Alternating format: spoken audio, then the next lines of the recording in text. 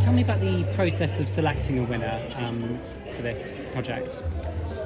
So we had an artistic advisory panel who represented academia, the arts, museums, curators, and they took a long list, got it down to a short list, and then as part of the decision-making process we had an open consultation.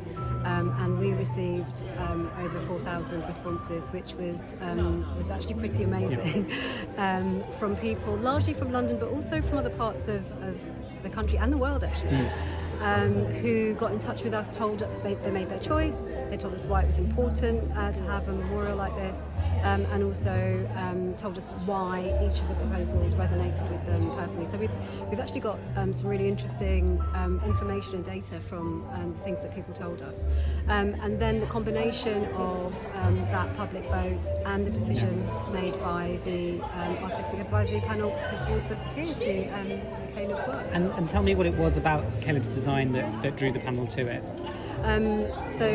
Caleb's design, first and foremost, is really beautiful. What's lovely about it is that the way that it's designed, it invites people in to be able to reflect on the issue, on slavery. But also, I think what was so important about what Caleb has done is that he's managed to balance the very difficult, challenging aspects of slavery, so the brutality, pain, grief, exploitation, and he's balanced that with strength and with resilience, and it's quite important for us to try to have something which enables that balance to be arrived at, because we know that it's a very difficult subject.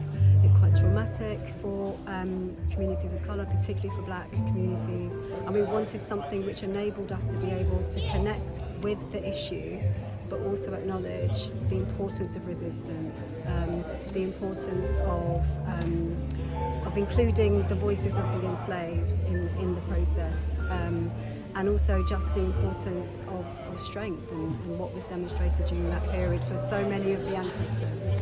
And you also want to have a number of satellite sites across different boroughs in London. Yeah. What progress has been made on that aspect of the scheme? Yeah, so that we need to do in conjunction with the artist. So we wanted to wait until we had selected the artist, and so now that Caleb has been selected, we can have a conversation with him about both what the satellites will look like, but also where in London would be good places for them to go. But that also has to be done in conjunction with Londoners themselves. There are certain parts of the city which have a very clear and close relationship to the history of slavery.